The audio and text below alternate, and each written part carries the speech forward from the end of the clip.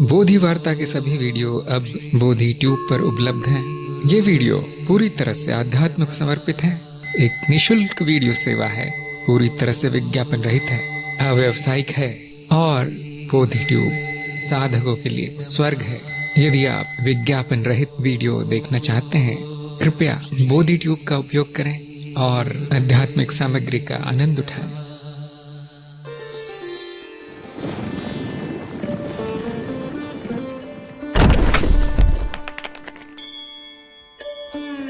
नमस्कार, बोधि वार्ता सत्संग में आप सभी का स्वागत है। ये सत्संग हम सभी के लिए एक बहुत अच्छा अवसर है मिलने का और प्रश्न पूछने का, आपकी शंकाओं का समाधान आदि करने का। नए लोगों के लिए बहुत उपयोगी है, पूरी तरह निःशुल्क है, ऑनलाइन है। सभी दर्शकों का स्वागत है और हर बार की तरह साधकों के प्रश्न आमंत्रित हैं। जाला ने पूछा है, जीव और ब्रह्मा एक है तो जीव मिथ्या कैसे? ब्रह्म का अर्थ होता है सब कुछ, उसमें सत्य भी है, मिथ्या भी है। ममता ने पूछा है, प्रयास करने के बाद भी प्रयोग में सफलता न मिलना का चेतना न होने के कारण है। कौन से प्रयोग कर रहे हैं आप? किसने बताया है प्रयोग करने के लिए? संदीप ने पूछा, क्या एक शरीर की मृत्यु के पश्चात संपूर्ण ज्ञान और संस्कार समाप्त हो जाते हैं और अगले जन्म में फिर से जीव को इसे संयोजित करना पड़ता है? ये तो आपको मृत्यु के बाद ही पता चलेगा क्या होता है। मान्यता क्या है कि सारे संस्कार कारण शरीर में संग्रहित होते हैं, मृत्यु केवल भौतिक शरीर की होती है। और हमारा अनुभव भी है कि पूर्व जन्मों का की कोई स्मृति नहीं रहती, कोई स्मरण नहीं रहता। ये दो मान्यता है हमारे पास और कुछ नहीं है। अब आपको इसका सत्यापन करना है संदीप को। ममता ने पूछा है, स्वप्न का आपसे पूछा था। हाँ, तो अगर स्वप्न के प्रयोग में विफलता मिल रही तो चेतना तेज नहीं हुई है, जागृति शुरू कीजिए। संदीप ने कहा है, जैसा आपने चरण 2 में बताया कि ज्ञान संस्कारों को संयोजन है, केवल कुछ अनुभवों के संस्कार बहुत स्थायी प्रतीत होते हैं और अगले जन्म में प्रकट होते हैं। ऐसा क्यों? जो जितना महत्वपूर्ण होगा अनुभव, जो स्मृति जितनी महत्वपूर्ण होगी जीव के लिए, वो उतनी स्थायी हो जाएगी। अगर कुछ महत्वपूर्ण नहीं है तो आप भूल जाते हैं जल्दी। इसी तरह से जो बहुत महत्वपूर्ण है अधिक देर तक याद रहता है क्योंकि उसका उपयोग है। इसी प्रकार स्मृति में जो भी महत्वपूर्ण है वो अधिक देर तक रहेगा। संदीप का प्रश्न है, क्या जीव की कोई ऐसी स्थिति हो सकती है जिसमें कोई भी चित्तवृत्ति चलित ना हो? आज तक ऐसा देखा नहीं गया है। यदि कोई भी वृत्ति ना हो तो उसको कहते हैं मृत अवस्था, मृत्यु। और मृत्यु में भी काफी वृत्तियां हो चलती हैं। मृत्यु का अर्थ है परिवर्तन। तो जब तक जीव है वृत्ति है। योग ने पूछा है, जब व्यक्ति को पता चलने लगे कि सब कुछ नश्वर है, जो भी इच्छाएं हैं उनके पीछे अज्ञान है, उस स्थिति में उसे क्या करना चाहिए, किस स्थिति में होना चाहिए? जो आवश्यक है वो करना है, जो जीवन के लिए आवश्यक है वो कीजिए और संपूर्ण चेतना में कीजिए। जाला ने पूछा है कि आपने पिछले मंगलवार के सत्संग में बताया था कि माया की सबसे शक्तिशाली काम वृत्ति है। काम वृत्ति के अलावा कौन सी वृत्ति जीव में प्रबल होती है? 3 वृत्तियां सबसे प्रबल होती है, वो है रक्षण, भक्षण, प्रजनन। और इस कार्य में लगने वाली जो भी वृत्तियां हैं सबसे अधिक शक्तिशाली हैं। दिव्यकांत ने कहा है, जब बाहर या ऑफिस में काम करते समय अगर हमें विवाद हो जाता है, वाद विवाद हो जाता है, तो थोड़ी देर बाद मन अशांत हो जाता है। ज्ञात है कि मैं दृष्टा हूँ सोचकर मन को शांत करने का प्रयास करते हैं। उस वक्त मन को जल्दी शांत करने कोई और उपाय है? हाँ है, क्षमा भाव, स्वीकार भाव, प्रेम भाव, मैत्री भाव।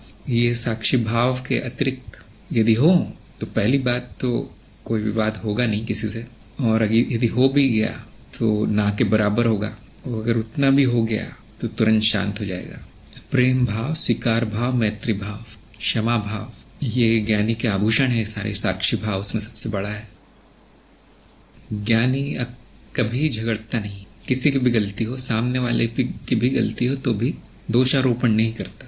कर्म के नियम के अनुसार आप ही की गलती होती है, आप ही उस जगह पे पहुंचे हैं तो ये आपका कर्म है। ये स्वीकार भाव है। सामने वाला मैं ही हूँ, मेरा ही रूप है, ये प्रेम भाव है। सामने वाले की सहायता करना कि क्यों अशांत है वो सामने वाला, उसकी इच्छा पूरी करना, ये मैत्री भाव है। उसको जो चाहिए दे देना संभव है तो।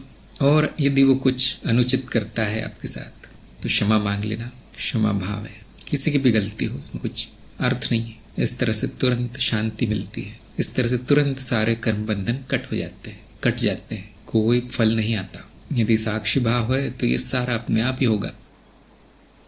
योगेश ने कहा यदि कोई जानबूझकर विवाद करे तो ऐसे व्यक्ति से दूरी बनाए रखिए। मनोज ने कहा है समर्पण में आने का क्या उपाय है? ऐसा कह सकते हैं कि कोई उपाय नहीं है, ये अपने आप होता है। और ये भी कह सकते हैं कि सबसे अच्छा उपाय है ज्ञान। जिसे ज्ञान हो गया उसमें समर्पण दिखने लगता है। तो मनन की श्रृंखला में समर्पण का भाग देख लीजिए। यदि किसी के पास कड़ी है तो मनोज के लिए भेज दीजिए समर्पण की कड़ी। शिवम सिंह ने कहा है जागृत अवस्था में प्रयोग में स्वयं की प्रगति स्थिति जानने का स्पष्ट आधार क्या होना चाहिए? वैसे तो आपका 3 महीने बाद आत्म मूल्यांकन होगा, आपको पता चल जाएगा कि मेरी कितनी प्रगति हुई है। यदि आप तुरंत जानना चाहते हैं, उतना रुकना नहीं चाहते, तो अपनी मानसिक स्थिति, शारीरिक स्थिति को देखते हुए बताया जा सकता है कि जागृत अवस्था में कैसी स्थिति है आपकी। बेचैनी है, भागदौड़ है, पशुवृत्ति है, शंका है, मूर्खता है, तो अच्छी स्थिति नहीं है। किसी को बताना नहीं पड़ेगा, आप ही को पता चल जाएगा। शांति है, आनंद है, प्रेम है, चेतना है, ज्ञान है, अच्छी प्रगति है। ज्वाला ने कहा ज्ञान मार्ग के अलावा कौन से मार्ग में साक्षी भाव की साधना होती है? जहाँ तक मेरी जानकारी कहीं नहीं होती। फिर भी आप दूसरे मार्गों के जो जानने वाले हैं, जो गुरु हैं, उनसे पूछ सकते हैं। आत्मज्ञान केवल ज्ञान मार्ग पे होता है। अगर किसी और मार्ग में आत्मज्ञान हो गया तो फिर वो तो ज्ञान मार्ग जैसा ही हो गया। फिर दिव्यकांति ने कहा है कि हर व्यक्ति में अच्छा बुरा दोनों स्वभाव होता है, तो क्या ज्ञानी में भी होता है? अगर होता है तो उसकी सबसे बड़ी अच्छाई क्या है और उसमें बुराई क्या है? अच्छाई बुराई अर्थात नैतिकता का प्रश्न है, और ज्ञानी अपनी नैतिकता स्वयं निर्धारित करता है, क्या अच्छा है क्या बुरा है। हर ज्ञान मार्गी को स्वयं निर्धारित करना है। तो दिव्यकांति को सुंदरता और नैतिकता का वीडियो देखना चाहिए। यदि किसी के पास कड़ी हो तो भेज दीजिए, सुंदरता और नैतिकता। ज्योति ने कहा है विचारों से भी मौन कैसे हुआ जा सकता है? साक्षी भाव रखिए। जो आवश्यक है वो विचार आएंगे, जो आवश्यक है वो कर्म होंगे, बाकी समय शांति होगी। आशना ने पूछा क्या विचार शून्य हो सकते हैं? कोई आवश्यकता नहीं है। जो अच्छे से चल रहा है, जो वृत्ति काम की है, उसे चलते रहने देना चाहिए। अनावश्यक जा सकता है जो बुद्धि और चेतना के प्रयोग से संभव है। और यदि वो आ भी गया, अनावश्यक विचार आ भी गए, तो भी कर्म रोका जा सकता है। जो प्रकृति ने बनाया है उसमें छेड़छाड़ नहीं करना है। जहाँ पे अशुद्धि आ गई है उतना दूर किया जा सकता है। यदि विचार शुद्ध है, काम के है, आवश्यक है, तो बंद करने में कोई अर्थ नहीं है। उसको हानिकारक है, नकारात्मक है, दुख पैदा कर रहे हैं, अनावश्यक कर्म हो रहे हैं, तो उसका इलाज किया जा सकता है। और ये इलाज ज्ञान से संभव है, साक्षी भाव में रह के संभव है, बुद्धि के प्रयोग से संभव है। आशना ने कहा तो विचारों पर हमारा नियंत्रण हो सकता है। बिल्कुल हो सकता है। कार्यक्रम के चरण 4 में जो चेतना के प्रयोग करवाए जाते हैं, उनका लक्ष्य बताया गया है कि सभी वृत्तियों पर संपूर्ण नियंत्रण प्रयोग का लक्ष्य है। प्रयोग शुरू कर दीजिए, जागृत अवस्था के प्रयोग। श्रेय ने कहा इंद्रियों पर संपूर्ण नियंत्रण कैसे लाया जा सकता है? इंद्रियों पर नियंत्रण नहीं लाया जा सकता। इंद्रियों से जो अज्ञान पैदा हो रहा है वो कम किया जा सकता है। और आपको केवल इतना देख लेना है, इतना जान लेना है, इस बात का प्रमाण लेना है कि इंद्रियां जो भी बताती है वो मिथ्या है। सारे अनुभव इंद्रिय जनित मिथ्या है। जिसने ये जान लिया वो इंद्रियों के वश के बाहर है। और जिसने ये मान लिया है कि इंद्रियां ही सत्य बोलती है, जो भी इंद्रियों द्वारा जाना जाता है वो पूरी तरह सत्य है, वो इंद्रियों का गुलाम है। ज्ञान से नियंत्रण आता है। बाद में इंद्रियां जो काम कर रही है उनको करने देना है। बिल्कुल सही कर रही है। समस्या इंद्रियों में नहीं है, समस्या बुद्धि में है। व्यक्ति की बुद्धि को शुद्ध कर लीजिए, बाकी सब ठीक है। ज्योति ने पूछा आवश्यक व अनावश्यक विचार कर्म में भेद कैसे हो? बहुत अच्छा प्रश्न है। आवश्यक वो है जो होकर ही रहता है, जिसको टाला नहीं जा सकता। उसको टाल भी दें तो दोबारा वो इच्छा, वो कर्म, वो जरूरत आ जाती है, इसलिए उसको आवश्यक कहा गया। वो होकर ही रहता है। अनावश्यक वो है जिसके बिना भी काम चल जाता है, जिसके बिना भी जीवन अच्छा, सुंदर, सुचारू सात्विक चलता है, अनावश्यक का त्याग शांति लाता है, कर्म फलों को बहुत कम कर देता है। जो लोग अनावश्यक करते रहते हैं वो बेचैन होते हैं, रात दिन कुछ करते रहते हैं और कुछ उनका परिणाम आता नहीं उनके कार्यों का, ये भी एक लक्षण है। अव्यवस्थित सा, कुरूप सा उनका कार्य होता है, सुंदरता नहीं होती उनके कार्य में, बेमन से जबरदस्ती मजबूरी में वो कार्य करते हैं, उनका कोई लक्ष्य नहीं होता, लक्ष्यहीन होते हैं, उनको पता ही नहीं कि आवश्यक क्या है तो आपका लक्ष्य क्या होगा। अनावश्यक कार्य दुख देता है सबको, केवल करने वाले को नहीं सभी को देता है। आवश्यक कार्य सुखदायी होता है। तो ज्योति को मैं काम देता हूँ, आवश्यक कार्य टेबल बनाइए और 20-20 उदाहरण लिखिए आवश्यक और अनावश्यक कर्मों के, विचारों के और कर्मों के, और सभी के लिए प्रकाशित कीजिए यहाँ पर सत्संग में, आपका होमवर्क। वंदना ने कहा है तो क्या नियंत्रण केवल बौद्धिक या तार्किक स्तर पर होगा? नियंत्रण तो नियंत्रण होता है, किसी भी स्तर पर हो जाए। अगर वो बुद्धि के द्वारा आ रहा है नियंत्रण तो कोई बुराई नहीं है। आपको किस स्तर पर चाहिए? प्रश्न इतना स्पष्ट नहीं हुआ है मुझे वंदना का। किस स्तर पर नियंत्रण चाहिए आपको? इंद्रियों पर? जाला ने कहा जीव के लिए आवश्यक कार्य क्या है? जीवित रहना आवश्यक है जीव के लिए। यहाँ हम जीवन का अनुभव लेने आए हैं, ले लीजिए। सुख और मुक्ति, जो कर्म सुख और मुक्ति की ओर ले जाएं, वो अच्छा जीवन प्रदान करते हैं, यही आवश्यक है। वंदना ने कहा है जहाँ से वृत्ति उभरती है उस पर नियंत्रण नहीं हो सकता।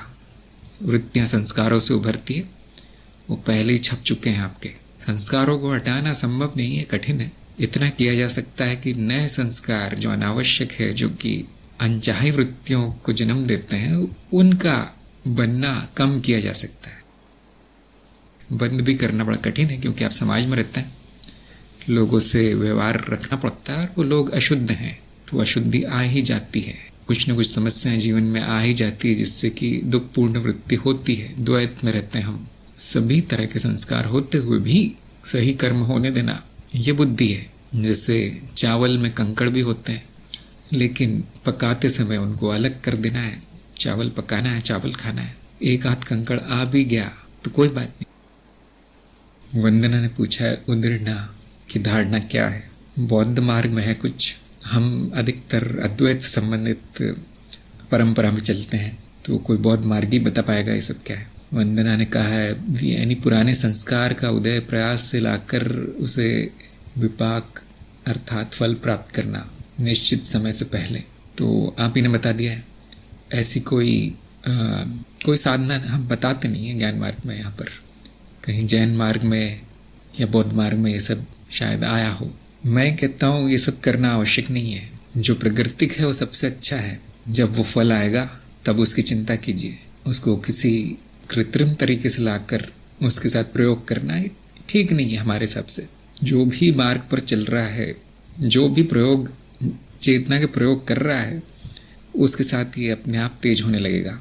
आपको कुछ करने की आवश्यकता नहीं। पूजा ने पूछा, आपने बताया कि अस्तित्व संपूर्ण है, साथ ही वह शून्य भी है। इसमें थोड़ा विरोधाभास लगता है। ये बुद्धि से समझना संभव नहीं है, इसलिए विरोधाभास ही लगेगा। फिर भी प्रयास कर सकते हैं आप। यदि अस्तित्व शून्य नहीं होता तो कुछ सीमा होती उसकी, फिर कहीं तक सीमित होता, इतनी चीज़ें उसमें होती, उससे अधिक नहीं हो पाता फिर वो, क्योंकि वो असीमित है। उसमें कुछ भी होने की संभावना है। अगर उसका कोई तत्व होता उतना ही होता फिर वो, क्योंकि उसमें कुछ नहीं है इसलिए कुछ भी हो सकता है। तो संपूर्णता की परिभाषा ये है कि कुछ भी न निकाला जा सके, कुछ भी न डाला जा सके। यह संपूर्णता, और ये शून्य में ही संभव है। अगर वो पहले से ही कुछ है तो अब ये संभावना नहीं रहती। जैसे हम एक उदाहरण लेते हैं सफ़ेद कागज़ का। दीवार पे आपने सफ़ेद कागज़ लगा रखा है, अब उसमें कितने चित्र बनने की संभावना है? अनंत चित्र बन सकते हैं उसमें। कोई भी चित्र बनाया जा सकता है वहाँ, क्योंकि खाली है, शून्य है। अगर उस पर एक आध चित्र बन गया है और वो सत्य है, अर्थात उसको हटाया नहीं जा सकता, परिवर्तनशील नहीं है, वही तत्व है उसका, तो अब कुछ बनाया नहीं जा सकता वहाँ, सीमित हो गया। अब संपूर्ण नहीं रहा, वो उतना ही रह जाएगा। तो अस्तित्व में अनंत संभावना है, इसलिए वो संपूर्ण है। और ये सारी संभावनाएं मिथ्या है। मिथ्या अर्थात प्रतीत मात्र होती है नहीं, इसलिए वहाँ कुछ भी संभव है। इस तरह से हम देखते हैं कि शून्य में ही योग्यता है, कह सकते शून्य का ही ये गुण है संपूर्ण होना। शून्य ही अनंत हो सकता है और अनंत शून्य है, दोनों एक ही है। तो बुद्धि समझना बहुत कठिन है। हाँ, अनंत भी कहा जा सकता है। संपूर्णता को अनंत भी कहते हैं और वो शून्य का ही नाम है। कोई तत्व, कोई वस्तु अनंत नहीं हो सकती, शून्य ही अनंत हो सकता है। तो यहाँ पर बुद्धि का समर्पण जरूरी है। बुद्धि द्वारा नहीं जाना जाएगा, इतना ही जाना जाता है कि हाँ, अस्तित्व संपूर्ण है और उसका कोई तत्व नहीं है। और यदि विरोधाभासी हो या बुद्धि के परे हो तो भी यही दिखाई पड़ता है हमें, और कुछ नहीं हो सकता। सुरेश ने कहा स्वीकार करना भी एक प्रकार से समर्पण करना होता है, क्या ये सही है? हाँ, सही है। यदि आपने कुछ संपूर्ण रूप से स्वीकार किया है तो आप उसके लिए समर्पित है, हम ऐसा कहते हैं। विराट ने पूछा चित्त और मन में क्या अंतर है? एक ही है, एक ही है।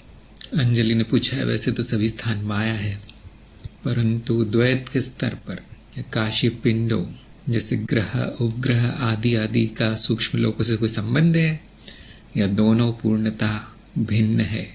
जो भी आकाश में पाया जाता है, पृथ्वी आदि, सब भौतिक है। भौतिक अर्थात स्थूल, सूक्ष्म का ठीक उल्टा। हर लोक की एक रचना होगी। वैसे तो स्थायी नहीं होता कोई भी लोक, लेकिन एक रचना उभरती है वहाँ पर जो थोड़ी बहुत स्थायी होती है। जो भौतिक जगत है या ये जो जगत है जिसमें ये रचना दिखाई देती है, हो सकता है कि वैसा किसी और लोक में ना हो, उनकी अपनी कोई रचना हो। और हो सकता है कि ऐसे कई लोक हो जो इस भौतिक लोक की तरह दिख पड़ते हों, उनकी रचना मिलती जुलती हो, ये भी हो सकता है। तो क्योंकि सृष्टि तो अनंत है, तो ऐसे कई लोक होंगे और इससे भिन्न भी कई लोक होंगे। संस्कृत में लोक शब्द का अर्थ भी स्थान ही होता है, स्थान। तो कई लोग अवस्थाओं को भी स्थान बोलते हैं और जो भौतिक जगत में स्थान पाए जाते हैं उनको भी लोक बोलते हैं, जैसे चंद्रलोक या कभी कहते हैं स्वप्नलोक। तो ये भाषा में एक अशुद्धि सी आ गई है कि दोनों के लिए अलग अलग शब्द नहीं है।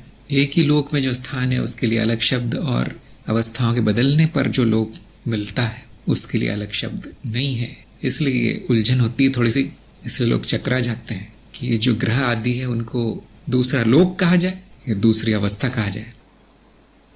तो ध्यान दीजिए, जागृति में दिखाई देते हैं सारे आकाश में जो भी लटके हैं, जागृति में दिखाई देते हैं। तो इसलिए वो एक ही लोक है, हमारा ही लोक है। अवस्थाएं बदलना इस बात का संकेत है कि लोक बदल गया, चित्त की अवस्था। और यदि कुछ लोगों को जगहों को, स्थानों को लोक बोलने की आदत है या फिर उनको वही सुविधाजनक लगता है, कोई बात नहीं, बोल दीजिए। सब कुछ तो माया ही है। एक तरह के अनुभव को अलग लोक बोलना, दूसरे तरह के अनुभव को दूसरा लोक बोलना, ये आपकी इच्छा है। विराट ने पूछा क्या ठीक पृथ्वी की तरह ही अन्य पृथ्वी अस्तित्व में हो सकती है? माया में कुछ भी हो सकता है। आप मुझे बताइए, आप पूछ क्यों रहे हैं और क्या प्रमाण चाहते हैं? कौन सा प्रमाण चाहते हैं? विराट ने कहा है मैंने सुना है कि हर मनुष्य के ठीक उसी तरह के अन्य रूप इसी पृथ्वी पर होते हैं, इसलिए प्रश्न आया। सुनी सुनाई बातों पर विश्वास न करें, और यदि प्रश्न आ भी गया तो आपके जीवन से कोई संबंध नहीं है इसका। आपकी प्रगति नहीं होगी उत्तर जानकर। काल्पनिक प्रश्नों के उत्तर भी काल्पनिक ही होंगे और आपके मन में केवल कचरा भरेगा, पूरी तरह से अनुपयोगी, समय नष्ट होना है। वो पूछिए जो आपके अज्ञान का नाश करे, बढ़ाए नहीं। इसलिए मैंने कहा प्रमाण क्या चाहिए आपको? जैसे आपने सुना है वैसे मुझसे भी सुन लेंगे, लेकिन क्या वो मेरे कहने से सत्य हो जाएगा? विराट से पूछ रहा हूं मैं, ऐसे प्रश्नों का प्रमाण क्या मिलेगा और ये आपको क्या मार्गदर्शन देंगे? मैंने सुना है कि ऐसा होता है, अब गुरुजी बताएंगे वो सच है या झूठ है। क्या ये प्रमाण है? ऐसा नहीं कि मैं बताता नहीं, जो सैद्धांतिक प्रश्न है उनके भी उत्तर दिए जाते हैं, लेकिन वो इस उम्मीद में दिए जाते हैं कि आपकी प्रगति होगी।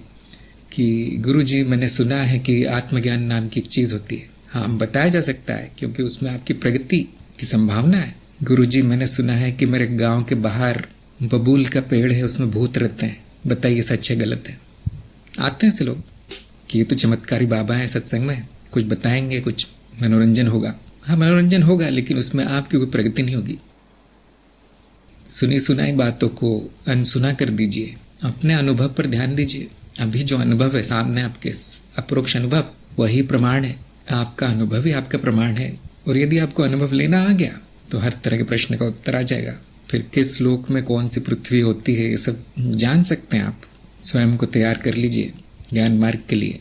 दूसरों से सुनकर या केवल अंधविश्वास करके, चाहे वो गुरु नहीं बोला हो, उस पर भी अंधविश्वास अगर आप कर लेंगे, प्रगति रुक जाएगी, अज्ञान बढ़ता जाएगा। तो मुझे लगता है विराट तो न आपने त्रिदिवसीय कार्यक्रम किया है, न ज्ञान दीक्षा कार्यक्रम किया है, तो कम से कम ज्ञान मार्ग की श्रृंखला देख लीजिए। ज्ञान मार्ग की श्रृंखला, वहाँ प्रमाण क्या होता है, सत्य क्या है, असत्य क्या है, ज्ञान मार्ग क्या है, कैसे प्रगति होती है, कैसे अज्ञान का नाश होता है, ये सब बताया गया है। वो आपके काम का है।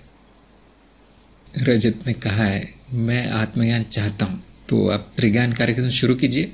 ऊपर जो पिंड मैसेज है उसमें आपको कड़ी मिलेगी और 3 घंटे में आपको हो जाएगा संपूर्ण ज्ञान।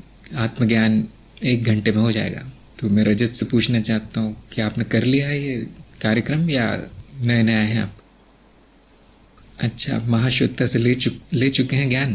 तो क्या पहले दिन जो आत्मज्ञान करवाया था आपको हुआ नहीं ज्ञान? कहाँ शंका बची, बताइए। हाँ बताइए, कहाँ शंका बची, क्या चीज़ से संतुष्टि नहीं मिली, कौन सी चीज़? और यदि नहीं मिली तो फिर ये मार्ग आपके लिए नहीं है। देखिए, मार्ग छोड़ देना उचित रहेगा। जैसा कि आप जानते हैं ज्ञान मार्ग सबके लिए नहीं है। कहाँ पर शंका है ये बता दीजिए, मैं प्रयास करता हूँ। रजत ने पूछा बुद्धि से कैसे ज्ञान हो सकता है अद्वैत का। मैं ये पूछ रहा हूँ आत्मज्ञान में कहाँ पे शंका है? बुद्धि और अद्वैत की बात ही नहीं की हमने। आपको आत्मज्ञान नहीं हुआ है, मुझे बताइए कहाँ पर अटके हैं आप? क्योंकि वो बड़ा चरणबद्ध ले जाया जाता है कि मैं वस्तु नहीं हूँ, मैं शरीर नहीं हूँ, मैं विचार नहीं हूँ, आदि आदि। अब आप किस जगह पर अटके हैं, किस चरण पर अटके हैं? बुद्धि और अद्वैत दूसरा विषय है, आत्मज्ञान नहीं है। हाँ हाँ बोलिए जी। गुरुजी नमस्ते। हाँ जी बोलिए। ये पूछ रहा था जैसे महाश्वेता जी ने मुझे बताया था कि प्रथम ज्ञान था हमारा माया का ज्ञान, पहला चरण, कि जो भी परिवर्तनशील है वो सत्य नहीं। 1 मिनट, प्रथम दिन आत्मज्ञान का होता है, माया का नहीं। पहला दिन आपने अटेंड किया था? हाँ, मैंने 3 दिन किए। हाँ, तो पहले दिन क्या बताया गया था? ये क्रम तो मुझे इतना नहीं पता, लेकिन हाँ मुझे क्लियर चीजें हो गई थी। लेकिन गुरुजी उस पर ठहर नहीं पाते हैं, या फिर जब बाहर जैसे बाहर करते हैं तो उसमें टिक नहीं पाते। मुझे बताइए, पहले दिन में आत्मज्ञान बताया गया था या माया का ज्ञान? और दूसरे दिन क्या और तीसरे दिन क्या? पहले दिन आत्मज्ञान, दूसरे दिन माया का ज्ञान और फिर ब्रह्म ज्ञान। अच्छा, पहले दिन से शुरुआत कीजिए। आपने कहा आत्मज्ञान नहीं हुआ, संतुष्टि नहीं हुई। कौन से स्टेप पे अटके आपके, कौन से चरण पे अटके? माया छोड़ दीजिए, अद्वैत भी छोड़ दीजिए। आत्मज्ञान में पहले दिन में कहाँ पर शंका है? ये ठीक है। मुझे अनुभव भी हुआ है बचपन से ही कि मैं शरीर नहीं हूँ, मैं मन नहीं हूँ, मैं दृष्टा हूँ, अनुभव करता हूँ। ये मुझे बचपन से ही अनुभव है। मैं 8 साल से हूँ। अच्छा, फिर तो हो गया आत्मज्ञान। फिर आप क्यों बोल रहे हैं कि आप चाहते हैं आत्मज्ञान? जब 8 साल पहले ही हो गया आपको आत्मज्ञान, तो आप क्या चाहते हैं? नहीं, 8 साल पहले आत्मज्ञान नहीं, मतलब मैं कह रहा था कि जैसे आपने कहा था कि ये बुद्धिमान लोगों का मार्ग है, बुद्धि से, मतलब मैंने बुद्धि को ही प्रोसेस किया है बहुत ज्यादा। मैंने वेदांत दर्शन, अद्वैत दर्शन, मतलब लगभग कोई इंडिया का स्पिरिचुअल ऑर्गेनाइजेशन नहीं है जिस पे मैंने रिसर्च नहीं करी हो। यही तो समस्या है आपकी।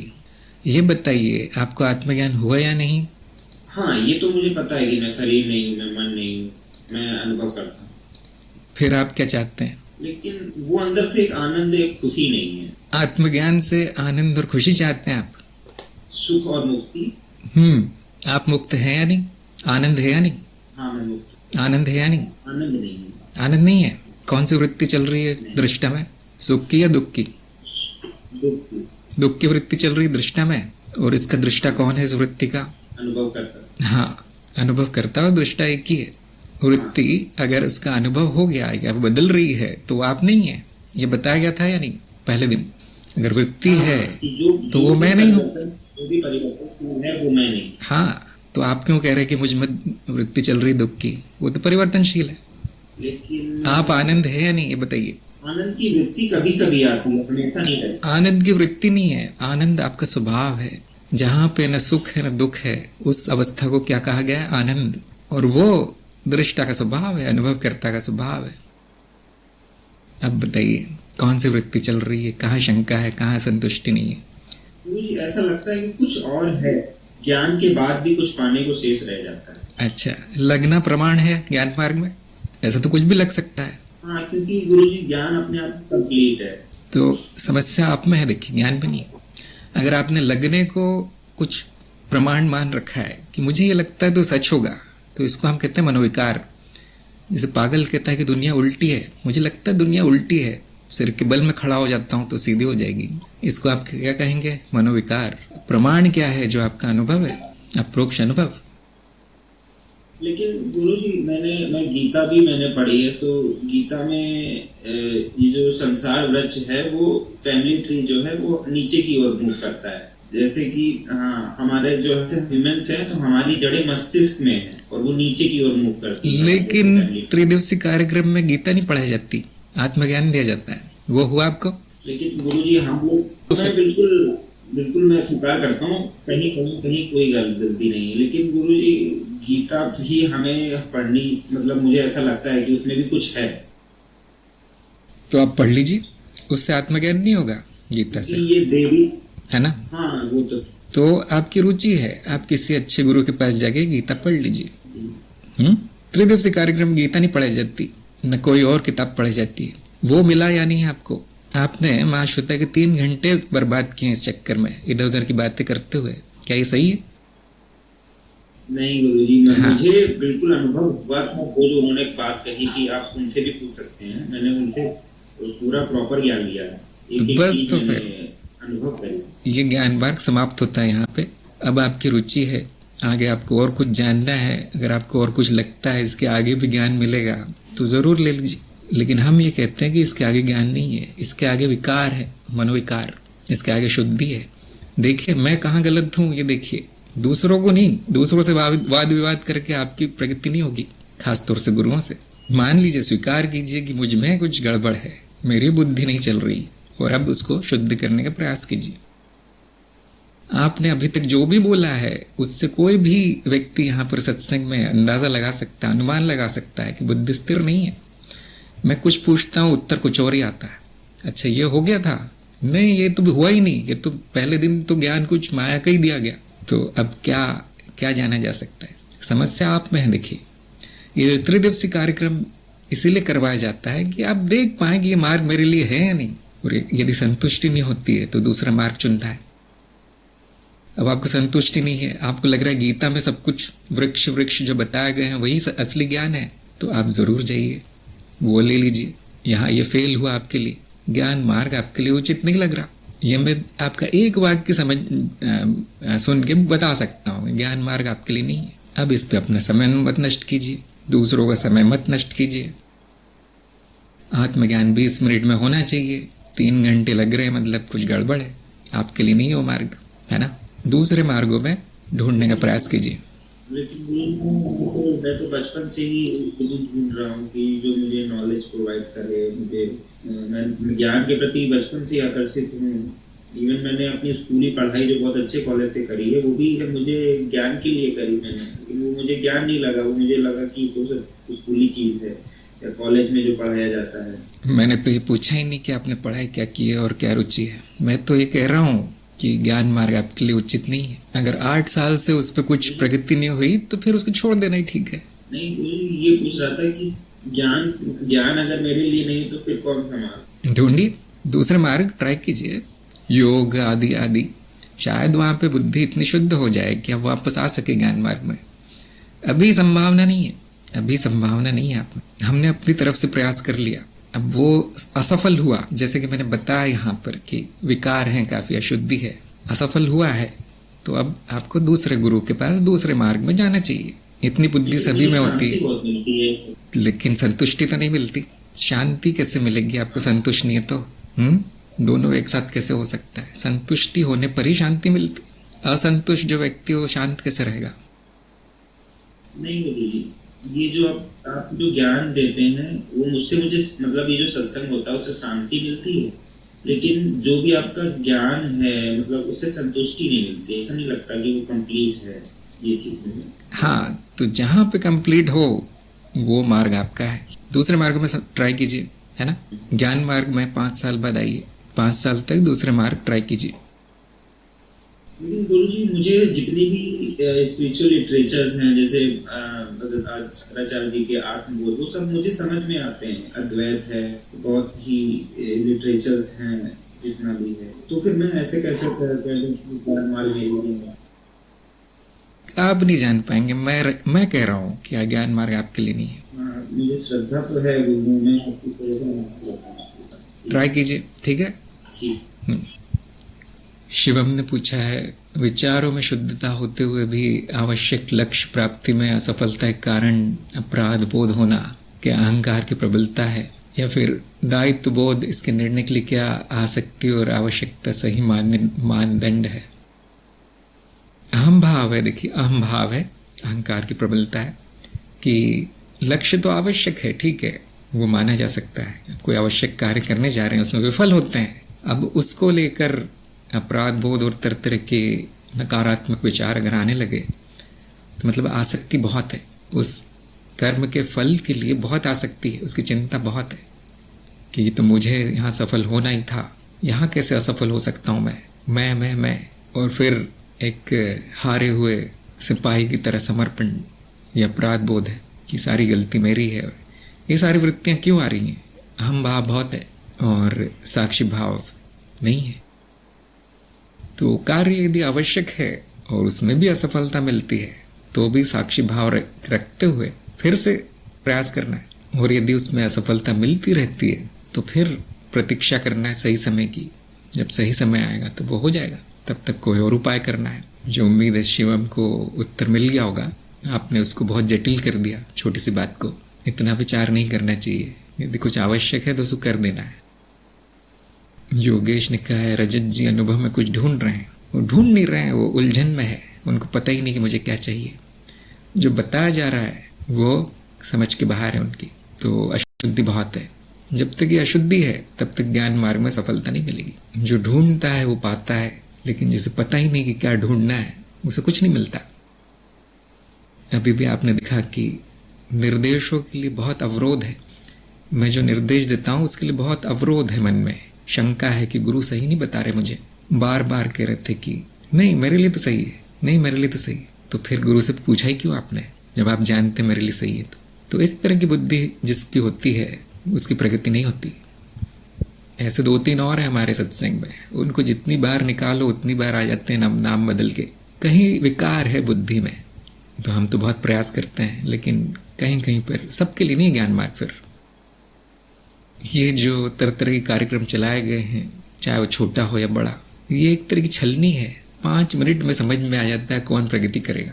जैसे सेना में भर्ती करते समय कैसे परीक्षा होती है, आपकी ऊंचाई नापी जाती है, आपका वजन नापा जाता है, आपकी ताकत नापी जाती है, स्वास्थ्य देखा जाता है, हृदय गति, और वहीं पता चल जाता है 10 मिनट में कि ये व्यक्ति लड़ पाएगा या नहीं युद्ध में।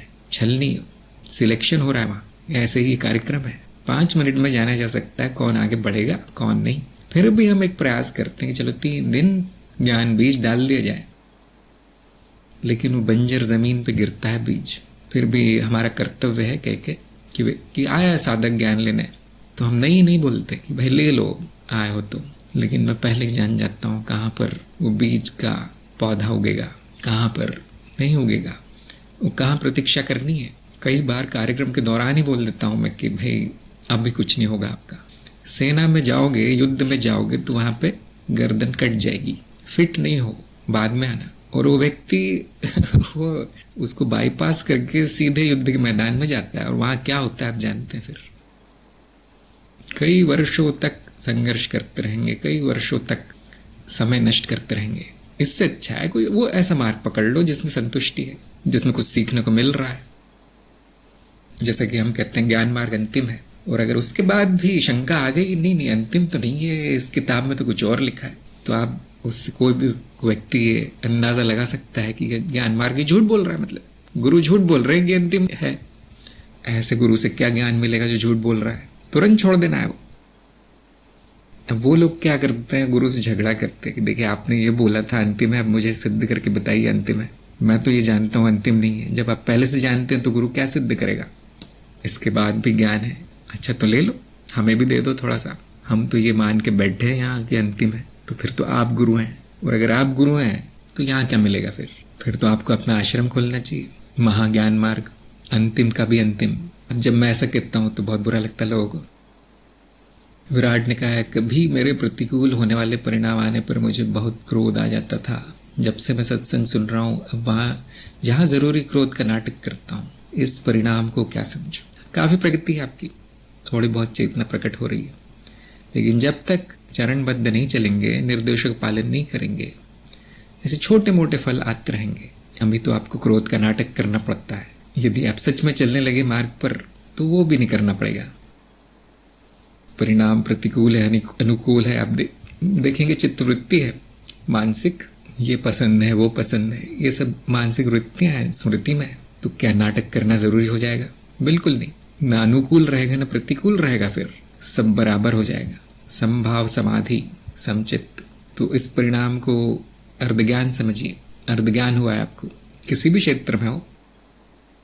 तो विराट को मैं कहूँगा कि चरणबद्ध चलने का निर्णय ले लीजिए, समय लीजिए अपना, सोच समझ कर चरणबद्ध चलिए। आप में संभावना दिख रही है। जाला ने कहा, मुझे साक्षित्व का मतलब पता चल गया। मुबारक हो, अब सारे सत्संग को पार्टी दीजिए। बहुत बड़ी उपलब्धि है आपकी। 6 महीने बाद एक शब्द का मतलब पता चला है, अब तो पार्टी होनी चाहिए। अब ज्ञान मार्ग आपके लिए नहीं है, इस वाक्य का मतलब भी जान लीजिए। 6 महीने हो गए मुझे बोलते हुए। हाँ, तो हिंदी सही कर लीजिए पहले, हिंदी टाइप करना, क ख ग घ, फिर आपको चला लेंगे चरण से। आपकी आयु कितनी है जाला की? स्कूल में है, कॉलेज में है? 30 वर्ष की आयु में वापस आइए ज्ञान मार्ग कार्यक्रम में। 30 वर्ष, तब तक कुछ सीख लीजिए। और बाकी लोगों की तरह आपको ये भी स्वीकार नहीं है कि गुरु जी आप गलत बोल रहे हैं, मैं जानता हूँ मैं ज्ञान मार्ग, तो फिर हटा दिया जाएगा। जो निर्देश नहीं मानते उनको निकाल लिया जाता है कार्यक्रम से, सत्संग से, सब जगह से। हाँ, मैं कुछ दिन तो रुकता हूँ कि थोड़ी बुद्धि आ जाएगी व्यक्ति में, थोड़ा समझ जाएगा कि यहाँ प्रगति नहीं होगी मेरी।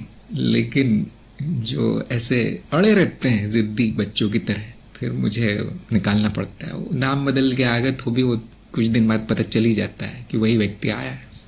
नाम बदल सकते हैं आप, स्वभाव कैसे बदलेंगे?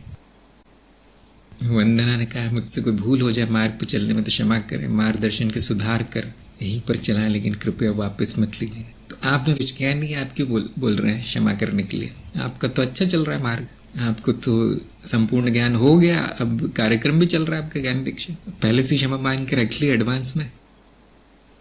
मैं सबकी बात नहीं कर रहा। 2-3 लोग यहाँ अटके हुए हैं, जैसे चूहा अटक जाता है चूहेदानी में, आकर्षण में ज्ञान मार्ग के, खाने आता है वो अटक जाता है पिंजरे में, उस तरह से बहुत लोगों का हो गया है। तो उनको मैं कहता हूँ ये, बाकी सब लोगों का बहुत अच्छा चल रहा है। बाकी जितने भी कार्यक्रम में आते हैं करीब 90% सफल होते हैं। 10 में से 1 या 2 उनको सीधा बता दिया जाता है कि हाँ भाई अभी नहीं हो सकता कुछ, ये मार्ग ठीक नहीं है, बेकार है। और उसमें से भी 2-3 अड़ जाते हैं, नहीं बेकार है तो भी मैं यही रहूँगा और आपकी घंटों बर्बाद करता रहूँगा। तो ऐसे लोगों को निकालना पड़ता है। तो अक्सर वो या तो उम्र में छोटे होते हैं, सुनते ही नहीं हैं, या फिर अपने आप को बड़ा समझते हैं। तो काफ़ी लोगों के साथ ये किया गया है, लेकिन उनकी प्रगति रुकी है अभी तक। बड़ा दुख होता है देखकर। बाकी लोगों से मैं बहुत खुश हूँ। आप तो उनका नाम भी नहीं जानते जो सबसे तेज प्रगति कर रहे हैं इस कार्यक्रम में, बोधि वार्ता में और ज्ञान मार्ग में। उनकी हम शक्ल भी नहीं जानते, उनके नाम भी नहीं जानते, अदृश्य हैं। उनके तो प्रश्न भी नहीं आते, वो तो बस सत्संग में ऐसे ही आ जाते हैं मुझसे मिलने, साथ बैठने, प्रश्न भी नहीं है उनके। तो इसलिए मैं कहता हूँ सत्संग नए लोगों के लिए बहुत आवश्यक है। यहाँ पे आकर अपना ज्ञान प्रकट करना बहुत आवश्यक है। हाँ, मैं पहचान लेता हूँ, कई वर्षों से मुझे अब अनुभव हो गया है। ऐसे कोई चमत्कार नहीं करता मैं। जिनको मैं कुछ बोल नहीं रहा हूँ, बड़ी अच्छी प्रगति होती है उनकी, हो रही है उनकी। उनको कहीं जाने की आवश्यकता नहीं है। ज्ञान मार्ग में आप पूरी तरह सफल होंगे। छोटी मोटी गलतियाँ सभी करते हैं, हम उनको जाने देते हैं, चलो आगे जाके ठीक हो जाएगी। तो ये लोग जो हैं, जो असफल होते हैं, वो सभी के लिए एक उदाहरण है कि जिनका समय नहीं आया है उनको न मार्ग मिलता है न गुरु मिलता है। और यदि मिल भी जाए और वो गुरु का निर्देश न लेना चाहे तो गुरु द्वारा स्वीकार कर दिया जाता है। सही मार्ग चुनना बहुत ज़रूरी है। योगेश ने कहा मैं बहुत धीरे चल रहा हूँ, मुझे भी क्षमा करे काम होने के कारण। हमारे कार्यक्रम में कोई समय सीमा नहीं है, आप जितना समय चाहिए ले सकते हैं, लेकिन एक बात तो तय है कि आपका काम सारे ज्ञान विज्ञान और वेद उपनिषद से बहुत बड़ा होगा। हमें बता दो, जो सृष्टि में सबसे बड़ा समझा जाता है, आत्मज्ञान ब्रह्म ज्ञान आदि, उससे भी महत्वपूर्ण अगर है कुछ तो फिर तो बहुत महान कार्य होगा वो। तो जिन्होंने अभी तक इसका महत्व नहीं जाना है वो ऐसी बैलगाड़ी में घिसटते रहेंगे, लेकिन हमें कोई उसमें कोई समस्या नहीं है, क्योंकि कई जन्म भी लग जाते हैं। वो आपको तो 1 आध साल लग रहा है, कोई बात नहीं उसमें, तो आप अपना समय लीजिए। लेकिन अगर आपने अपने मार्ग को महत्व नहीं दिया है, जिसके लिए आपने जन्म लिया है उसी को महत्व नहीं दिया है, तो आगे क्या होगा वो जाना जा सकता है। कार्यक्रम समाप्त हो जाएगा, भुला दिया जाएगा, महत्वहीन हो जाएगा, और जो इससे भी बड़ा कार्य आप कर रहे हैं कई जन्मों तक करते रहेंगे। जो हमारे 18 अध्याय है, 18 दिन में सुनकर उनके लेख लिखे जा सकते हैं। 18 भी नहीं तो कम से कम मान लीजिए 25-30 दिन में किया जा सकता है कार्य, जिसमें लगन है, जो सही में मार्ग के लिए बना है। अब मैं देखता हूँ योगेश आके यहाँ पे 18 घंटे टाइप करते रहते संदेश तरह तरह के। अब इसके लिए कैसे समय मिलता है आपको? दिन भर यहाँ पर खिड़की में बैठे रहते हैं, संदेश भेजते रहते हैं तरह तरह के, उसमें कैसे समय मिल जाता है? तो ये जो है केवल आलस है, चित्त का अवरोध है कि सब करूँगा लेकिन जो बताया गया वो नहीं करूँगा। बड़ी विचित्र बात है। जैसे कि मैंने कहा, जो सही में सफल है ज्ञान मार्ग में, उनका नाम भी नहीं जान पाएंगे आप। कुछ लोग तो कार्यक्रम में आते भी नहीं है, वो कहते हैं अरे त्रिदिवसीय में सब हो गया, धन्यवाद, कुछ नहीं उसके बाद दिखाई नहीं देते हो। तो कुछ लोग जिज्ञासा है तो देखने आ जाते हैं इस कार्यक्रम में क्या है, और ज्ञान प्रसार और प्रयोगों में आदि में रुचि है उनकी, तो वो रुक जाते हैं और बड़ा अच्छा चल रहा है उनका। कभी कभी तो मुझसे बात नहीं करते हो, आपने जो बता दिया, अब आपका कोई उपयोग नहीं रहा, सब जान गया हूँ। ऐसे हैं लोग हमारे यहाँ। ज्ञान होने के बाद कोई गुरु नहीं है, कोई शिष्य नहीं है। तो यहाँ पर 12 बज गए, यहाँ पर हम हमारी सत्संग समाप्त करते हैं। सभी सफल हो ऐसी मेरी इच्छा है, ऐसा मेरा संकल्प है। सभी सफल होंगे ये मेरी प्रार्थना है। अपना अपना प्रयास करते रहिए। सत्संग में आने के लिए सभी का धन्यवाद। नमस्कार।